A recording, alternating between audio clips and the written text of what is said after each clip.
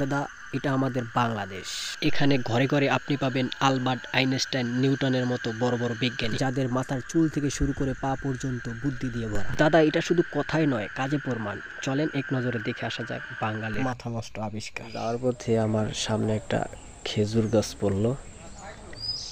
তো খেজুর গাছটা চলেন আমরা দেখি যে এলাকার মানুষের বুদ্ধি যাতে চোরে না নিতে পারে, যেন তারা কি বুদ্ধি করছে দেখেন। আমি গাছই উঠতেছি ডাইরেক্ট।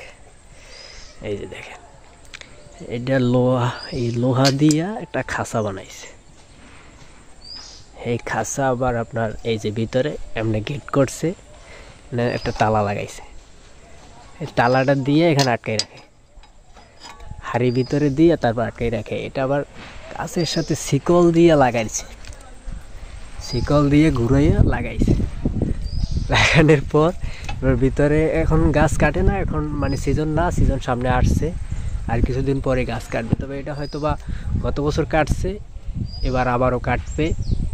এই তো খোলে নাই, এবার যখন কাটবে গাছ তখন এটা লড়াইয়ে উপরে বাঁধবে, উপরে বাঁধার পরে আবার লাগাইবে।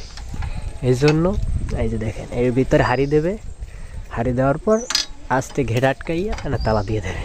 আর সকালবেলা যখন লাগবো তখন আবার খুললে নিয়ে যাবে।